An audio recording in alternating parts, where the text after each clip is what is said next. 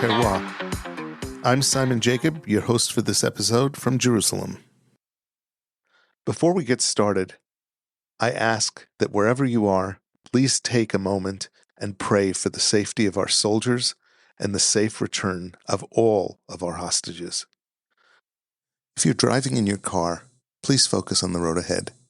If you're home, please select a delicious bottle of rosé, sit back, and enjoy this following episode about the origin of rosé. Hello, and welcome to the Kosher Terroir. I'm Simon Jacob, and I'm so excited to have you join me today as we raise our glasses to one of the most beloved, intriguing, and versatile wines in the world, rosé.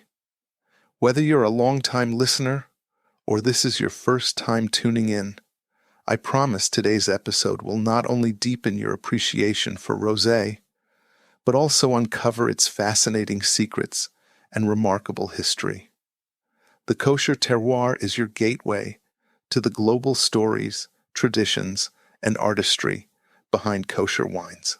Each week, we explore the people, places, and practices that make wine so much more than just a drink. It's a connection to culture, heritage, and celebration. If you've ever wondered about the deeper stories hidden within your favorite bottle, you're in the right place.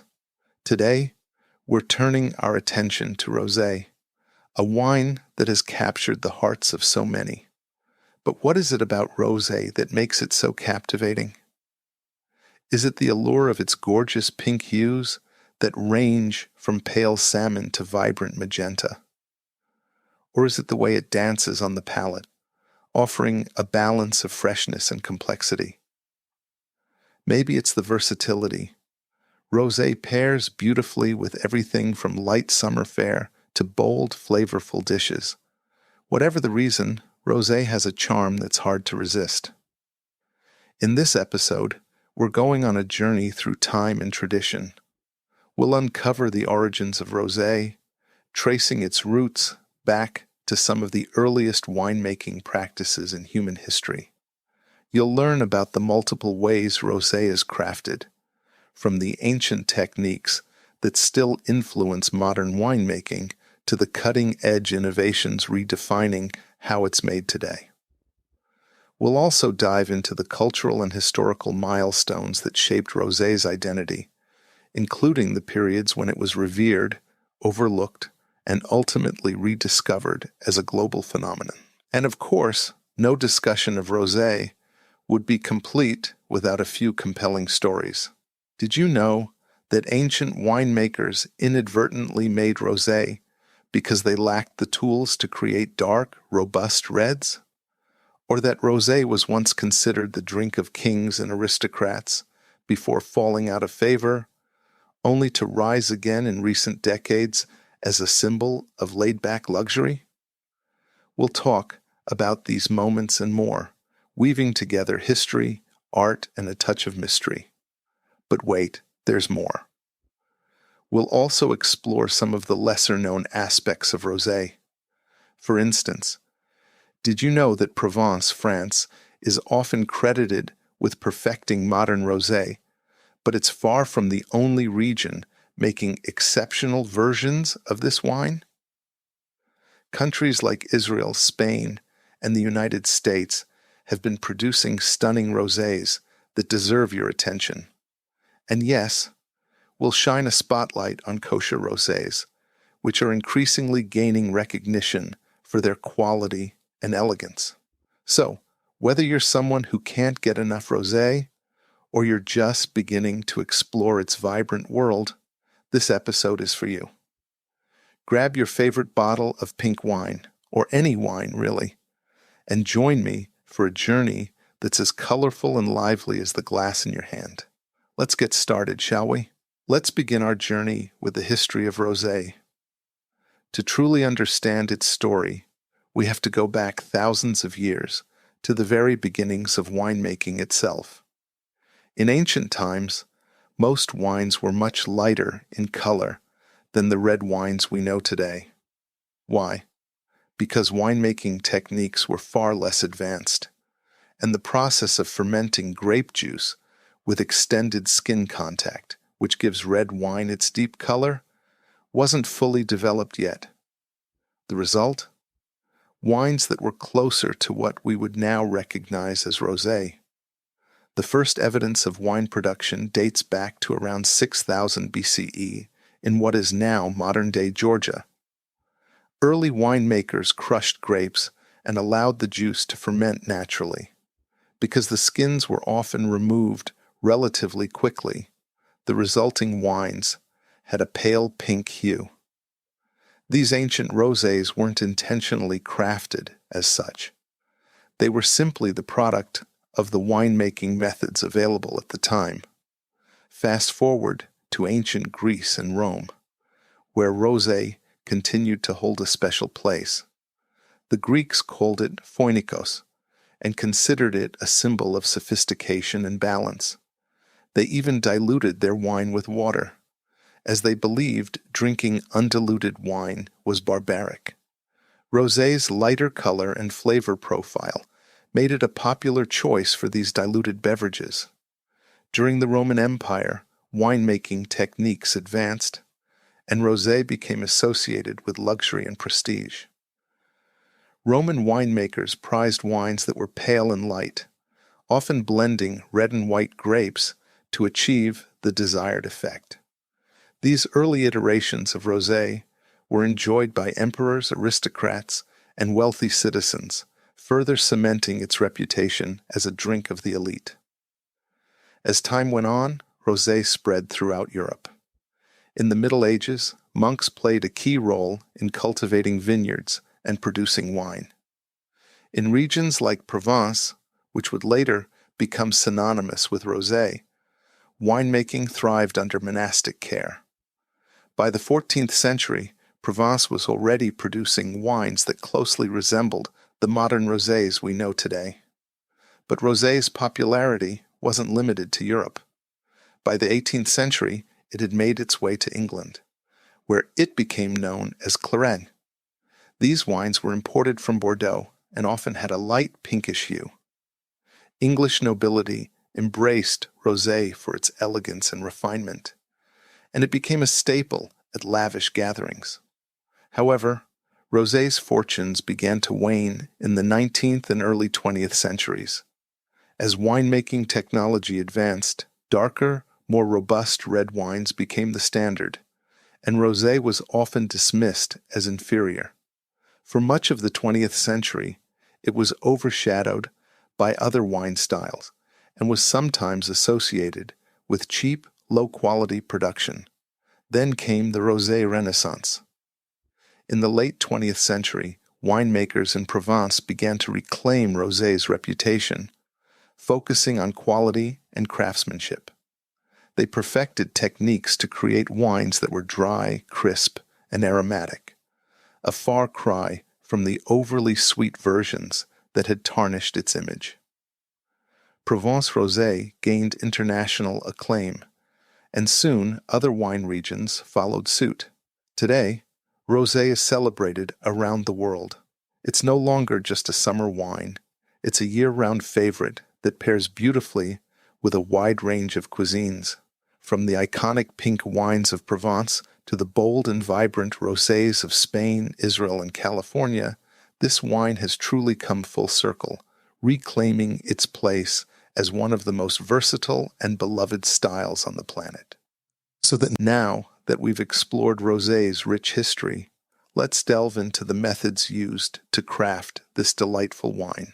While rosé might look simple in the glass, its creation is anything but. There are multiple techniques winemakers use to achieve that perfect balance of color, flavor, and texture. Let's break it down. The maceration method is one of the most common ways to make rosé, and it's particularly popular in regions like Provence, where rosé reigns supreme. Here's how it works. Grapes are harvested and lightly crushed, allowing the juice to come into contact with the grape skins. The skins impart color, flavor, and tannins to the juice. For rosé, this contact time is very short, usually just a few hours. Once the desired color is achieved, the skins are removed and the juice is fermented into wine. This method produces wines with delicate hues and refined flavors. Provence's rosé is a perfect example, often featuring notes of strawberry, melon, and citrus with a crisp, dry finish. The saignée method, saigner, which means to bleed in French, is a method where rosé is a byproduct of red wine production. During the early stages of red wine fermentation, some of the juice is bled off from the tank. This juice, which has had minimal skin contact, is then fermented separately into rosé. The saignée method typically results in rosé that are darker in color and more robust in flavor, as they often come from grapes intended for full-bodied red wines. This technique is popular in regions like Bordeaux and Napa Valley, where winemakers craft rosés with a richer, more complex profile. The blending method is exactly what it sounds like. Red wine is blended with white wine to create rosé. This technique is rarely used for still rosés, but is more common in the production of sparkling rosé, including some champagnes. In Champagne, small amounts of Pinot Noir or Pinot Meunier are added to Chardonnay-based wines to create the signature pink sparkle. This method allows for precise control over the final color and flavor, resulting in elegant, effervescent rosés. The direct press method is similar to maceration, which involves pressing red grapes to extract juice with minimal skin contact. The difference here is that the grapes are pressed immediately, resulting in even paler wines. This method is often used in Provence and produces some of the lightest, most delicate rosés available. Each method brings something unique to the table, proving that there's no one way to make a great rosé. Here are some fascinating stories and milestones. Rosé's history is more than just a timeline of winemaking. It's a vibrant tapestry of cultural significance, innovation, and moments that have shaped how we see this pink-hued wonder today. Let's explore some of the most fascinating stories that bring rosé to life. In 17th century France, rosé enjoyed a golden age at the court of Louis XIV, the Sun King. The pale, delicate wines of Provence were considered the height of sophistication. Louis XIV himself was known to favor rosé for its elegance and lighter profile, which aligned with the refined tastes of his court at Versailles. Back then, lighter-colored wines were seen as superior because they symbolized purity and refinement. The court of the Sun King hosted lavish banquets where rosé flowed freely, cementing its status as a luxury item. This royal seal of approval contributed to rosé's early reputation as a wine for the elite. Fast forward to the 20th century, and rosé's reputation had shifted dramatically. For much of the early 1900s, it was considered a lesser wine, overshadowed by bold reds and whites. But Provence was quietly working to change that narrative. In the 1980s, producers in Provence began focusing on quality over quantity, experimenting with shorter maceration times and modern techniques to craft dry, aromatic rosés. One standout figure was Sacha Lichon, the creator of Whispering Angel, which debuted in 2006. This rosé not only became a global phenomenon, but also redefined rosé as a wine that could be both sophisticated and approachable. Provence's success inspired other regions around the world to rethink their approach to rosé, leading to the global rosé boom we see today. Kosher rosé has played a significant role in expanding the accessibility and diversity of this wine style. For years, kosher wine was often associated with sweet sacramental varieties, but producers in regions like Israel began challenging this perception.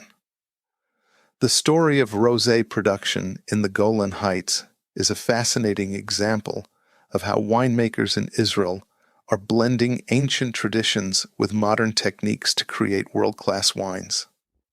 Let me elaborate on this. The Golan Heights, located in northern Israel, is one of the country's most prominent wine-growing regions. Its unique terroir, characterized by volcanic basalt soil, high altitudes, and a Mediterranean climate, provides ideal conditions for cultivating a wide range of grape varieties. The combination of cool nights and warm days allows grapes to ripen slowly, preserving their natural acidity and enhancing their flavor profiles. Winemakers in this region have embraced the challenge of creating high-quality rosés that reflect the distinct characteristics of the Golan Heights while honoring the deep historical roots of winemaking in the region. After all, Israel is one of the oldest winemaking regions in the world, with evidence of viticulture dating back thousands of years. One standout winery in the Golan Heights is the Golan Heights Winery, which has become a pioneer in Israeli winemaking. They produce a highly regarded rosé crafted using modern production techniques like controlled fermentation and gentle pressing. The result is a wine that's crisp, vibrant, and balanced, perfectly suited to contemporary palates. At the same time, the winery draws inspiration from ancient traditions. The Golan Heights was part of the biblical land of wine, and winemakers here often reflect on the legacy of wine production in the region. While modern tools like temperature-controlled fermentation tanks help achieve precision, the soul of the wine is rooted in the land's rich history. Rosés from the Golan Heights often feature a blend of local and international grape varieties, such as Syrah, Grenache, and Cabernet Sauvignon. These wines are typically made using the direct press method or limited maceration, ensuring they retain their light, delicate color while offering vibrant flavors of red berries, citrus, and sometimes even floral or herbal notes. The volcanic soil imparts a distinct minerality, giving these rosés a crispness and complexity that stand out in the global market. The wines are designed to be versatile, pairing well with a range of dishes, from Middle Eastern mezze to grilled fish and fresh salads. Israeli winemakers have succeeded in making their mark on the international stage, and their rosés are a shining example of this achievement. They celebrate the land's ancient heritage while pushing the boundaries of modern winemaking, creating wines that are as innovative as they are rooted in tradition. This blend of ancient and modern, local and global, making rosé from the Golan Heights not just a wine, but a testament to the region's enduring spirit and passion for excellence. Here are some more off-the-beaten-path reflections on rosé. An unexpected rosé origin story discusses some historians' belief that early winemakers may have accidentally created rosé when sunburned grapes produced lighter-colored juice. This mistake likely occurred in regions where grape skins were thinner or where grapes were exposed to intense sunlight, such as ancient Greece or southern Italy. What started as an accident became a tradition, with winemakers refining the process over centuries. In 2019, the world's first festival dedicated entirely to rosé wines was held in Los Angeles.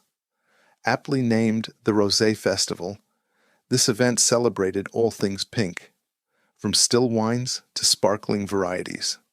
What made the festival unique was its emphasis on rosé's versatility. Guests were encouraged to pair it with everything from tacos to ice cream, highlighting how rosé transcends traditional wine pairings.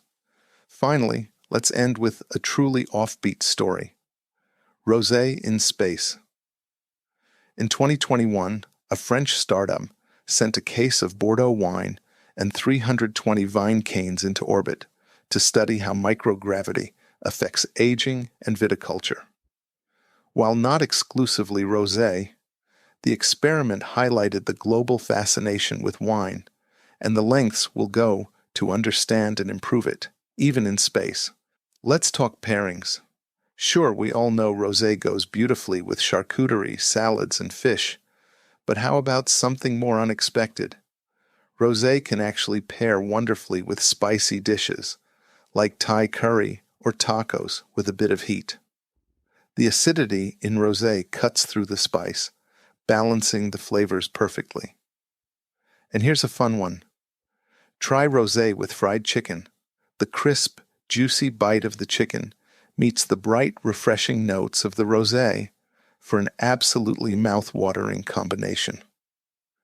Here's something modern wine lovers will appreciate. Rosé is often more sustainable to produce than other types of wine. Since rosé wines are typically made with less time in the winemaking process, they don't spend months aging in barrels, for example. They can be a more eco-friendly option. Additionally, many rosé producers, particularly smaller boutique wineries, are leaning into organic and biodynamic practices. So, when you sip on rosé, you might just be doing a little good for the planet too. Finally, let's talk about why rosé is everywhere these days. Its modern popularity can be largely credited to millennials. This generation embraced rosé for its versatility, aesthetic appeal, hello Instagram-worthy bottles, and accessibility. The phrase rosé all day became a rallying cry for summer fun, and wineries caught on, innovating with kosher canned rosés, frozen rosé slushies. Frosé? Anyone? And even rosé-inspired merch. This cultural wave has turned rosé into a symbol of modern wine culture. So, as you can see, rosé is so much more than a pretty pink drink. It's steeped in history, rich in versatility, and full of surprises. Next time you pour yourself a glass, you can appreciate not just its flavor, but its fascinating story and unique place in the world of wine. And with that, we've explored the world of rosé, its history, its craftsmanship, its fascinating stories, and even some surprising facts that might just change the way you look at that perfect pink pour. But before we wrap things up, let's take a moment to reflect on everything we've uncovered today. Rosé isn't just a drink. It's a story, one that spans thousands of years, traverses continents, and has touched countless lives along the way. From its humble beginnings as one of the earliest wines in history to its modern-day renaissance, rosé has proven itself to be as timeless as it is versatile. Whether you're savoring a crisp, pale rosé from Provence, a bold, fruit-forward bottle from California, or a sparkling rosé that lights up your celebrations from Israel, you're participating in a tradition that connects us all to the art of winemaking. But here's where it gets exciting. There's so much more to uncover. Wine, after all, is a never-ending journey, one that invites curiosity, conversation, and of course a little indulgence. So I encourage you to take what you've learned today and share it.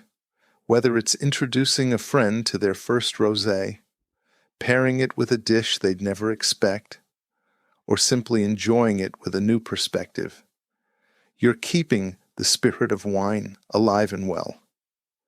Now, if you love learning about rosé, you're going to love what's coming up next. On the next episodes of the Kosher Terroir, we'll be diving into the world of wine varietals, the history of specific winemaking regions, and exciting wine interviews. Trust me, you won't want to miss even one. So, make sure to subscribe to our podcast, leave a review, and share it with anyone who loves wine, or just loves a great story. And don't forget to follow us on social media at The Kosher Terroir for even more wine wisdom and updates. Wine has this magical ability to bring people together, to start conversations, and to create memories. Rosé, with its beautiful versatility, is a perfect example of that magic. So, as you pour your next glass, take a moment to savor not just the taste, but the story, the history, and the connections it represents. Thank you for joining me on this journey through the world of rosé. I'm Simon Jacob, and this is the Kosher Terroir. Until next time, l'chaim.